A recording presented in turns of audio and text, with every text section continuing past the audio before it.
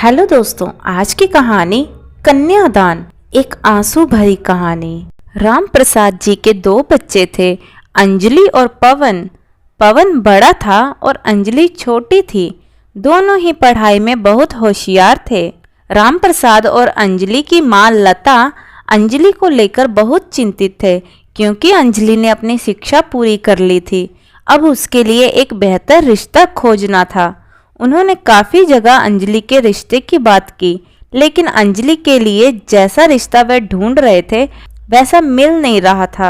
एक दिन रामप्रसाद जी के करीबी रिश्तेदार में शादी थी। पूरा परिवार उस शादी में शामिल हुआ था और उसी शादी में उनके करीबी रिश्तेदार का बेटा दीपक ने जब अंजलि को देखा तो वह उसे पसंद आ गई। शादी का कार्यक्रम खत्म होने के बाद रामप्रसाद जी अपने परिवार सहित घर वापस लौट आए। अचानक एक दिन रामप्रसाद जी के यहाँ वही करीबी रिश्तेदार का बेटा दीपक शादी के लिए अंजलि का हाथ मांगने उनके घर आया। दीपक को सभी पसंद करते थे। वह दिखने में भी अच्छा था और एक अच्छी कंपनी में काम करता था। दीपक के परिवार को भी अंजलि बहुत पसंद थी। फिर इन सब के बाद शादी की तारीख तय हो गई और पवन भैया और रामप्रसाद जी शादी की सारी तैयारियां कर रहे थे। क्योंकि शादी नज़दीक थी, सारी तैयारियां हो गई। शादी का दिन भी आ गया। पवन अंजलि का हाथ पकड़कर मंडप में लेकर आया। अंजलि सुंदर गुड़िया सी दिख रही थी। सुंदर नाक, आंखें, रंग गोरा, लंबी लंबी चोटी। अंजलि देखने में बेहद खूबसूरत थी।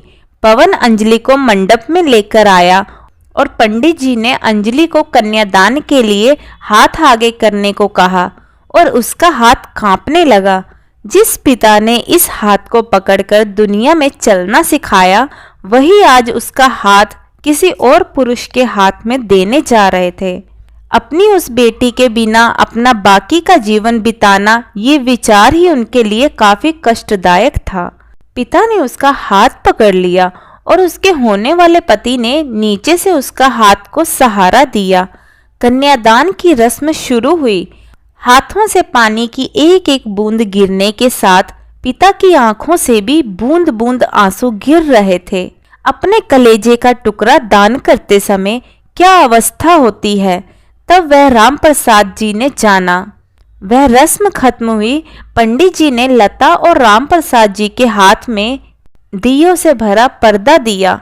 उनके सामने बेटी और उनका पूरा ससुराल परिवार बैठाया और पंडित जी ने कहा, आज से आपकी बेटी उनकी हो गई। उनसे कहो कि उसका अच्छे से ध्यान रखें।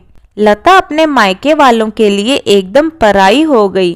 उसकी आंखों में आंसू भर आए। अंजलि को 2 दिन की ट्रिप पर भी भेजना माँ के लिए कितना मुश्किल होता था, और अब उसको हमेशा के लिए दूसरे के घर भेज दिया जाए और उसके अपने ही घर में मेहमान बना दिया जाए। यह बात अब माँ को समझ आ रही थी। उस रस्म के बाद दूल्हा गेट पर आ गया। पंडित जी ने आवाज दी, लड़की के मामा लड़की को लेकर आओ।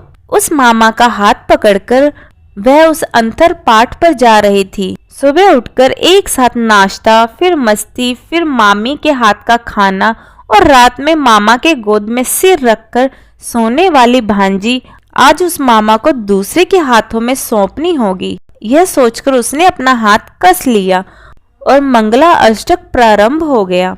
भाई दूज के दिन बिना कुछ मांगे मिलने वाला गिफ्ट, एक साथ फोड़े हुए पटाखे, टीवी कौन देखेगा, इस पर झगड़ा और दादाजी गुजर जाने के बाद उन दोनों का गले लगकर रोना।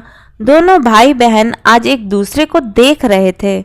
उतनी ही देर में मंगला अष्टक समाप्त हो गई। मंगला अष्टक समाप्त हो जाने के बाद अंजलि अपने आगे आने वाले नए जीवन को लेकर उत्साहित हो गई। अंजलि ने वरमाला पहनाई और अपने पति दीपक के पास खड़ी हो गई। अंजलि के सामने बहुत सारे लोग खड़े थे।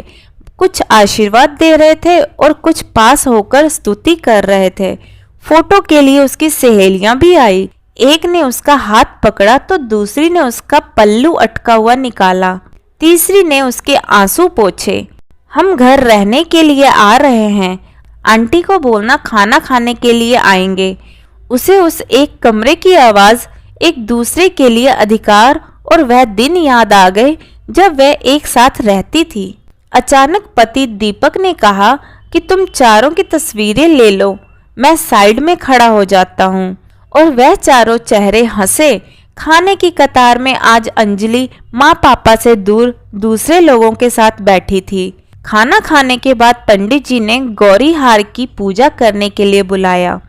अंजलि ने वहां मन से पूजा की। माँ ने अंजलि की झोली भर दी और अनीता आंटी ने कहा कि आप पीछे मुड़ना मत। अंजलि अचानक चौंक गई। वह आगे बढ़ने लगी। इतने सालों से बच्चे की तरह पाले हुए उस चाचा का बांध टूट गया। स्कूल से घर वापस आने में देर हो जाने पर अस्वस्थ होने वाले चाचा जी, जन्मदिन पर 5-6 फ्रॉक उसके आगे लाकर रखने वाले चाचा जी, मैं नहीं आने वाली, आज घर में चाची के पास रहूंगी कहकर रोने वाली, वह आज हमेशा के लिए दूर चली जाएगी। यह अंजलि के दूसरे माँ पापा के रूप में चाचा चाची को भी यह बात सहन नहीं हो रही थी। उसकी पहचान आज बदल चुकी थी। हाथों की वह हरी चूड़ियां, पाँव में बिछिया और गले में मंगलसूत्र नए जीवन की राह दिखा रहे थे। सास का हाथ पकड़कर अंजलि उस फूलों से सजी गाड़ी में दीपक के साथ बैठी। उस गाड़ी में खुशी थी और उस गाड़ी के बाहर खड़े सभी लोग आंखों में आंसू लिए उसे अलविदा कह रहे थे। अंजलि बोली, मम्मी पापा आती हूँ मैं।